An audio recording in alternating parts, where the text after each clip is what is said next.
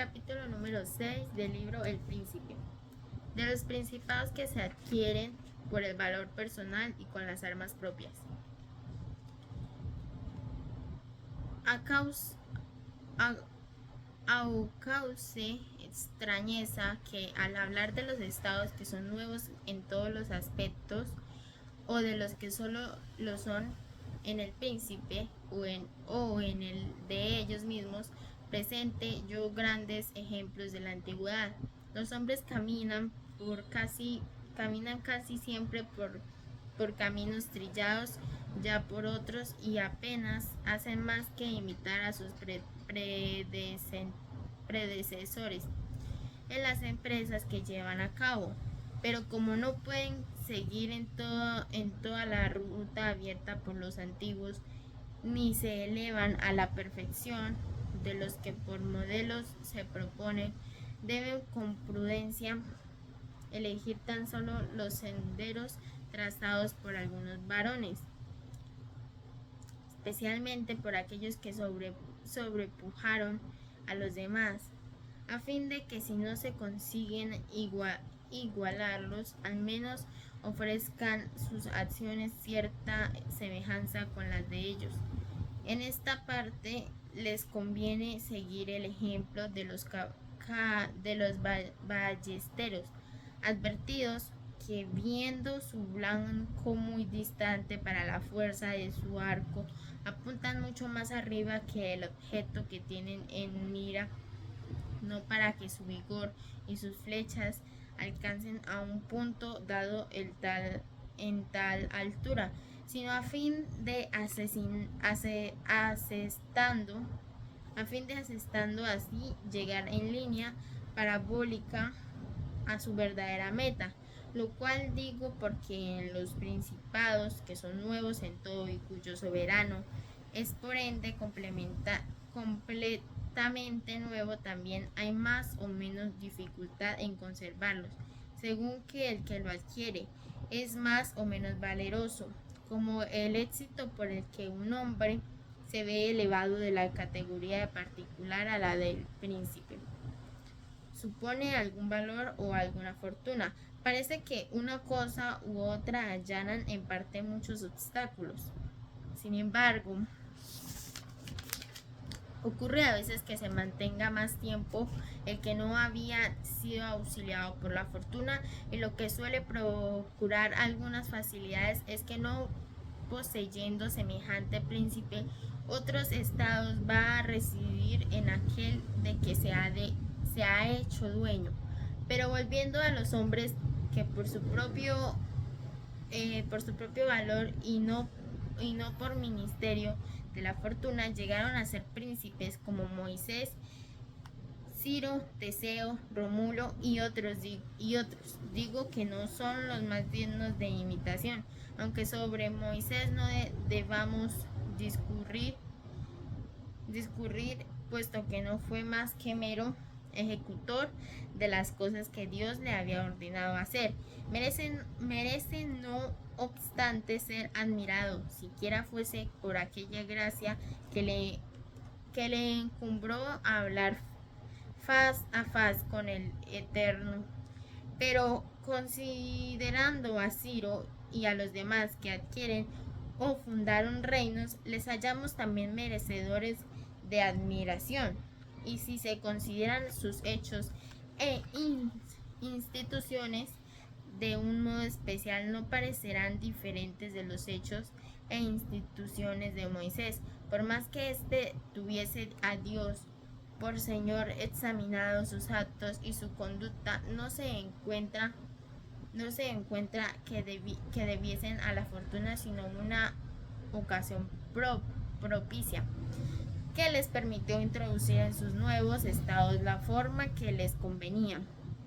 Sin la ocasión se hubiera extinguido el valor de su ánimo, pero sin este se hubiera presentado en balde aquella le era necesario a Moisés hallar al pueblo de Israel oprimido en Egipto para que se dispusiese a seguirlo, movido por el afán de salir de su esclavitud. Era menester que Ciro, para erigirse en soberano de los persas, le hallase descontentos con el dominio de los medos, y a estos afeminados por una larga paz. Teseo no hubiera podido desplegar su valor si no hubiese encontrado dispersados a los atenienses. Convenía que Rómulo después de su nacimiento se quedaría en Alba y que fuese expuesto para que se hiciera rey de Roma y fundador de un estado, de que formó la patria suya. No hay duda sino que tales ocasiones constituyeron la fortuna de semejantes héroes, pero su excelente sabiduría les dio a conocer la importancia de dichas ocasiones, y de ello provinieron la prosperidad y la cultura de sus estados.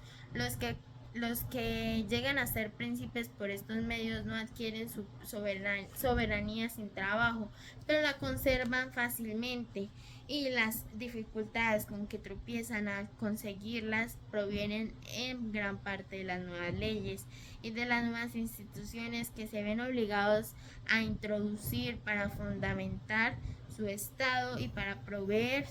su seguridad. Nótese bien que no hay cosa más ardua de manejar ni que se lleve a cabo. Son más peligro ni cuyo acierto sea más dudoso que el obrar como jefe para dictar estatus nuevos, pues tiene por enemigos activismos a cuantos sacaron provecho de los estatus antiguos, y aun los que pueden sacarlo de los recién establecidos suelen defenderlos con tibieza suma, tibieza que dimana en gran parte de la escala de la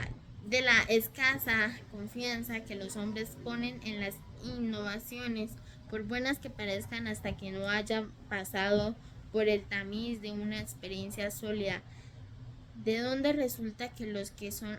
adversarios de tales innovaciones lo son por haberse aprovechado de las antiguas leyes y hayan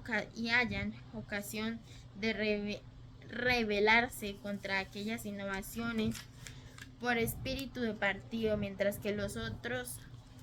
solo las defienden con timidez cautelosa, lo que pone en peligro al príncipe. Y es que cuando quiere uno discurrir adecuadamente sobre este asunto, se ve forzado a examinar si los tibios tienen suficiente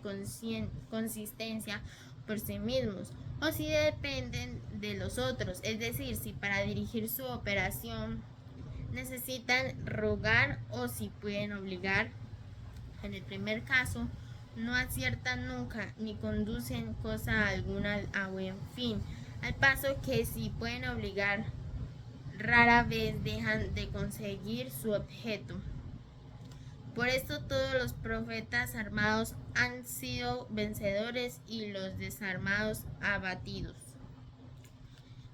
Conviene notar además que el natural de los pueblos es variable. Fácil es hacerles creer una cosa, pero difícil hacerles persistir en su creencia,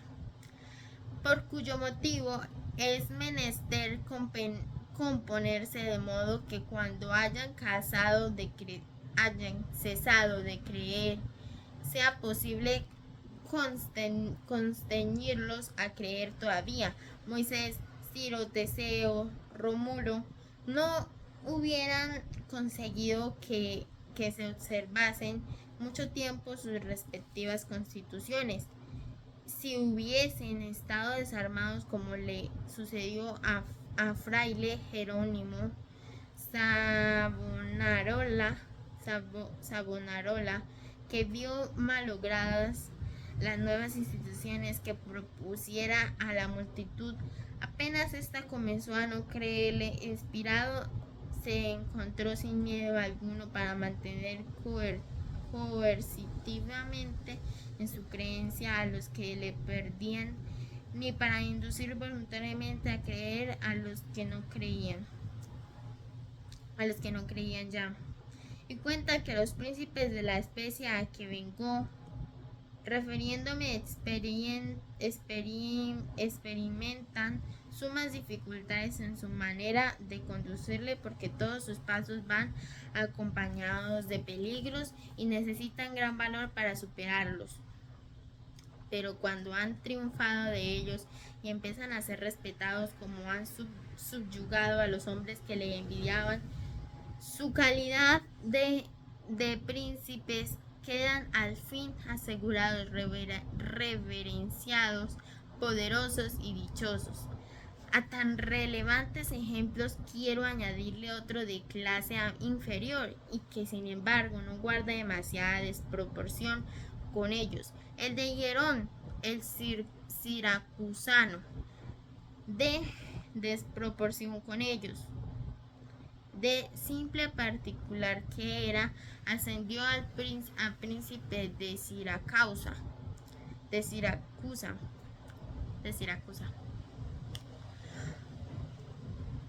sin que la fortuna le procurase otro recurso que el de una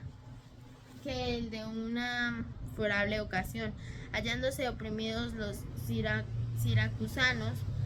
le proclamaron a caudillo, en cuyo cargo hizo méritos suficientes para que después le nombrasen soberano suyo. Había sido tan virtuoso en su condición privada que en sentir de los historiadores no le faltaba entonces para reinar más que poseer un trono. Y luego que hubo empuñado el cetro, licenció las antiguas tropas, formó otras nuevas, dejó a un lado a sus pretéritos